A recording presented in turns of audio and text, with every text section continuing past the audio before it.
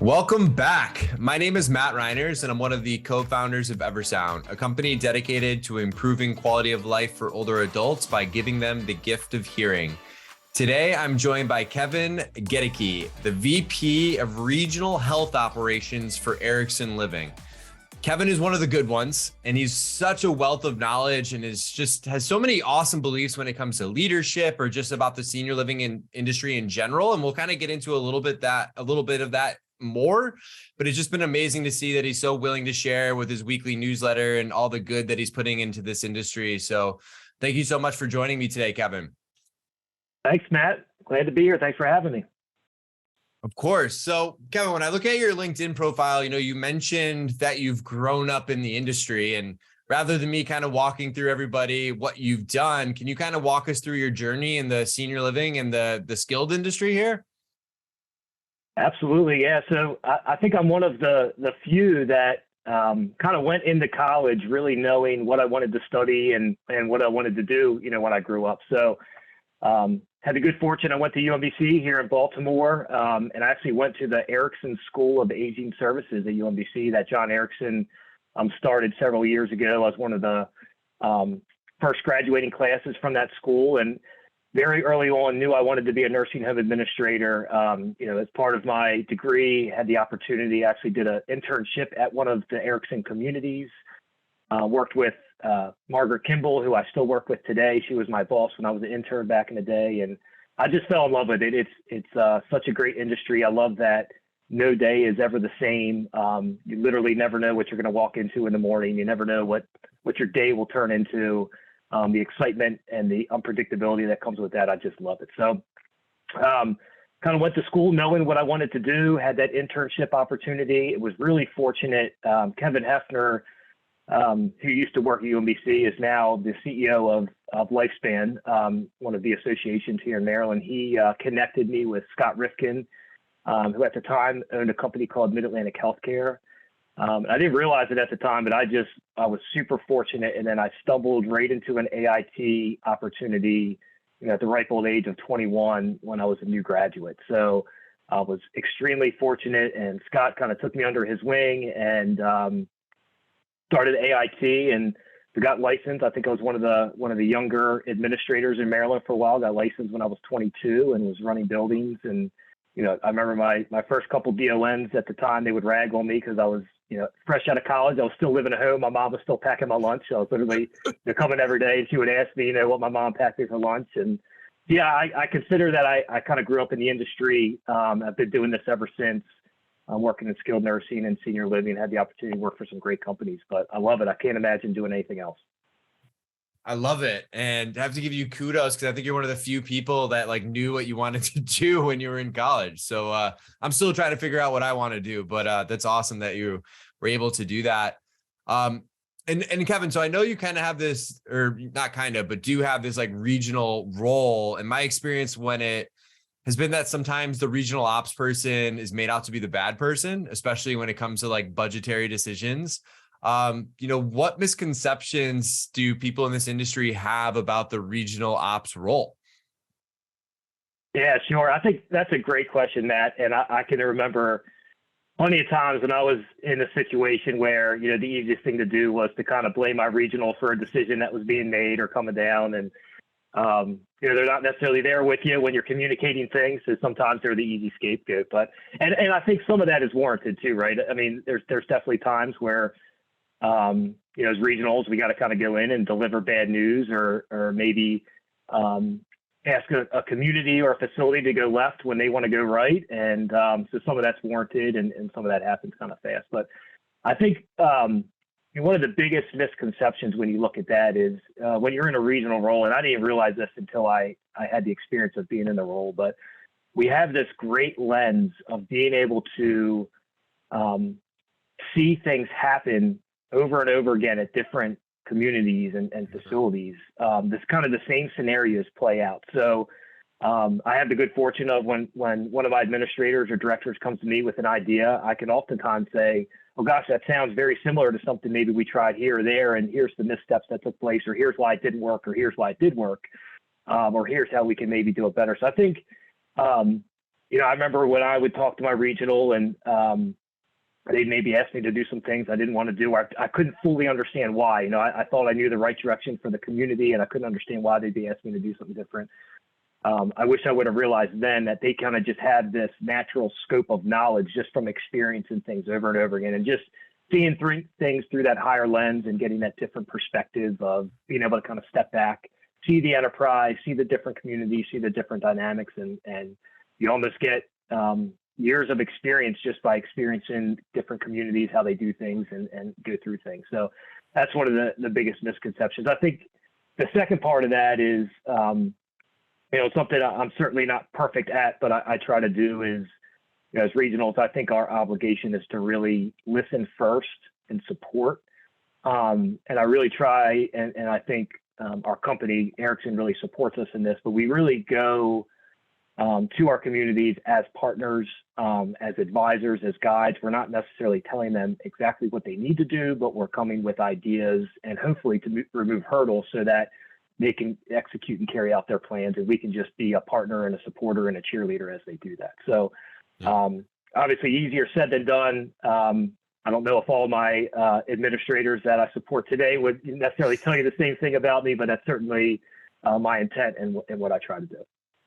Yeah. And I think, you kind of summed it up great. Like it gives you, not to consider the communities like sandboxes, but it's like all these different little areas where things have been tried, things have kind of been vetted through, and it kind of gives you this bird's eye perspective of, what's working and what's not working. And, being in this role, I imagine too, you've seen great leaders, and I know you've got a strong belief when it comes to leadership. So I'm sure you've seen some great ones, and I'm sure you've seen some not so good ones. And I'm curious, do you think becoming a leader is something that can be learned? I do. I definitely think it's something that can be learned. It's funny. That question reminds me. I remember very early on in my career, my first chief operating officer at Mid-Atlantic. One of the pieces of advice that he gave me that I'll never forget is, some leaders and some people in this industry you learn how to emulate and what to emulate. And he said, and some people you're going to come across, you learn the opposite of what you want to do. You learn to not do what they do and do different things. And I remember not truly understanding maybe what he meant by that. But now as I've kind of gained more experience, totally understanding that. But yeah, absolutely. I think you can learn it. I think it's something that's changing and evolving every day. I don't think there's one recipe for being a good leader, other than the fact that you have to be a good communicator. You have to be a good listener. You have to be a good observer. You have to enter every situation, every circumstance, every challenge with an open mind and understand that what worked yesterday might not work today. You don't always have the good ideas. So how do you open it up and get feedback from others? How do you constantly learn? So I think those are all ingredients, but it's definitely something that can be learned. I like to think that I'm a totally different leader than I was, 8-10 years ago. I think I'm a different leader than I was 6 months ago, which I think is a good thing. It means you're constantly challenging yourself and growing. But yeah, definitely something that can be learned. Sometimes you learn the hard way by making mistakes. But we always got to be challenging ourselves and always looking for ways to do things better and do things differently. That's what makes it fun. Yeah, absolutely. And I think I love the kind of the comment of learning the hard way. And one thing that's just kind of been pivotal for me is not just as a leader, but just like in general is, changing the word fail with learned. I mean, they're synonymous, right? I failed at something, or I learned how not to do something one way. And I found that's really helpful in terms of some of the leadership stuff. And so, Kevin, I know you're all for giving your knowledge back, especially with your NHA Stand Up Newsletter, which I'll link here. But I'm curious, like, what inspired you to start that, and what is your vision for it? Yeah, it's a good question, Matt. And thanks for bringing it up. I was inspired to start it out of a lot of frustration. The newsletter's, I think 15 or 16 months old at this point. And throughout kind of the height of COVID, when things were really hard, I was really tired of opening my email each day and opening up the different kind of industry publications that are out there and just seeing kind of the negative headlines over and over again and seeing, this community's going out of business, or this company's going bankrupt, or, the stories about, the bad operators in the business that are kind of giving us a bad name at sometimes and not making right decisions. And, then you had all the political stuff on top of that seemed like it was kind of heavy on the industry for a while. So I really started it because I wanted to bring people together. And I thought I had something worth sharing. I knew there was other operators that were going through the same things that I was, that, we might work for different companies or different organizations, but we're all trying to do the best we can. And we're all trying to create the best environment for our residents and for our employees and for their family members. So I really had community in kind of the front and center of my mind is how do I bring us together? How do I maybe create a community where we can share best practices and share mistakes and learn from each other, keep it positive, help me get motivated because it was a really difficult time there for a while. That was really my intention behind starting it. When I look ahead at the future, really all that matters to me is I hope I can share a message, bring people together. And I just want to be able to put something out that somebody somewhere can get some sort of value out of. That's really my goal is if I get one reply to a newsletter and somebody says, hey, that's great, I appreciate that. Or even when I get replies and, some people, adamantly disagree with maybe some of the content I put out and say that, I think you're wrong. And I love that too, because it's a way for me to learn and it's a way to start that dialogue and get others' perspectives. So I think as long as folks are engaging and I feel like it's potentially helping somebody or maybe getting somebody to think differently or, reach out and respond, that's really all that matters to me. So I'm not really sure exactly where I want it to go, but as long as we keep growing and we're doing that, I think we're doing something right and I'm having fun doing it. So that's all that matters. Yeah. And I would say from my point of view, I've been a subscriber. It's like one of the few newsletters I actually read because I find value in it. And I think it's, digestible in a way that makes sense. And I also look at life being an open book test, which is just great that you're willing to share all of that with the world. And, again, we'll link to that. So if you're not people listening to this are not familiar, they can definitely check that out because it's been a wealth of knowledge. And speaking of that newsletter, you recently had a post about all the books you've listened to. I think you've accumulated 1,000 hours or something, listening at a 1.5 speed or something while being on the road and some of the books that you've had and what you would recommend for those working in senior living. And I'm curious if any of those books stick out to you that you want to share with our listeners. Yeah. So there's definitely two that stick out. And there's two that I constantly go back to over and over again. I constantly am re-listening or rereading them and getting the insights. And the first one is Never Split the Difference by Chris Voss. And if you're not familiar, he is a retired FBI negotiator, and his book is very well written and it's really interesting. And he ties all of his kind of lessons on negotiation back to, real world times where he was negotiating with kidnappers or terrorists and things, and or with the New York City Police Department, all the different things he learned through his career. But I love books where you feel like before you've even finished the book, you have takeaways and things that you can implement in your everyday lives and be better at something. And his book is definitely that. Every time I listen to it, you pick up a new piece of information or you're reminded about a tactic or something else you can implement. But for me, it's really helped me, I think, to be a better listener.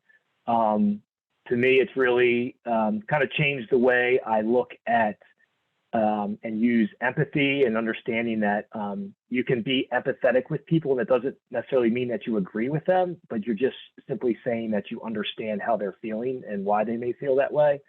And that to me was kind of like that light bulb moment of gosh, this stuff is really powerful. It can really help me not only be a better leader, not only be a better operator, but just be a better person, a better partner, a better friend. So that's one of the books that I always go back to. I highly recommend it. You won't regret it. The second one, again, very tactical, but it's The Four Disciplines of Execution. I remember reading that book. And it's one of those books that is so simple, yet it's so profound. I remember reading it and thinking, gosh, how did I not think of this, on my own before? But I really never had. And it's completely changed the way that I go about operations, especially in senior living and skilled nursing. We learn a lot in school, I think, about how to strategize and how to put plans together. But when it comes to taking something that's on paper and actually executing it, I found that I had less experience and I had less knowledge on how to do that. And that book really tells you easy, digestible, step-by-steps. Obviously, there's 4 disciplines, but how to take an idea or a strategy or a goal and measure it and execute it, and how you do that on a daily basis with your team. So I use that quite a bit. I use those tactics almost daily in my role, and it's something I always get back to. So definitely a great read. I love it. Yeah, I'm familiar with the first one, but not the second one. So I'll definitely have to go and check that out. So appreciate the recommendation there. And then Kevin, last question here, which is one I always love asking all of our guests here. But, if you could give other senior living professionals just 3 guiding principles as they look into the future, the next, 12 to 18 months, what would you say to them? Yeah, that's a really hard one for me because I think there's a lot. But I did narrow it down to 3. By far the most important principle or just advice I would give to anybody in senior living operations is relationships always come first. It's always about how you build relationships. It's all about how you treat people, how you treat your teammates, your employees, your residents, their family members, vendors, anybody and everybody. If you take the time to build solid relationships, everything else comes much easier. Everything else is much more fun, and it just makes things so much more enjoyable. So absolutely, relationships first. The second piece of advice is kind of simple, but something that I find is often missed, or it's one of those things that's easy to kind of push off to the next day. But leaders in this business, in this industry, I think it's so important that you have to get in front of your team on a daily basis, right? You got to communicate daily, whether that you're doing that through shift huddles or a stand-up meeting, but somehow, some way, you got to get leaders in front of the people that they manage and lead on a daily basis. Communicate the vision, communicate what's the priority for the day, and then ask for feedback. What can I do to better support you? How can we better operate? How can we be more efficient? How can we take better care of the residents? But if you take the 30 to 60 minutes every day to do that, it's going to save you so much time and so much headache on the back end. And you'll find that your whole team is operating much more efficiently. And third, something that I've believed since day one of my career is establish a program and a cadence to proactively reach out to the family members of your residents. They are, I think, one of the often overlooked customers. A lot of times they're the decision makers. We all know in this industry, there's so much good that goes on that they don't get to see, they don't get to be a part of, that goes unnoticed. So I think it's really important to take credit for that, and you got to share that, and you have to be really intentional about that. But establish a cadence. There's a ton of different, technologies out there that can help you with that. But even if it's old school phone calls or emails or text messages, but create a plan so that you're proactively reaching out to the families of your residents. Don't wait for them to come to you. Go to them, tell them what's going well, what's not going well, and how you're going to fix it. But I think that's really important. And if you can do those 3 things and you can do them well, I think you'll really set yourself up for a career of success in the industry. I love it. Well, Kevin, thanks so much for joining us here today. So many golden bits of information in that, and I appreciate you, my friend. And thanks so much for coming on. Likewise, Matt. I'm a big fan, and thanks for having me. This was a lot of fun.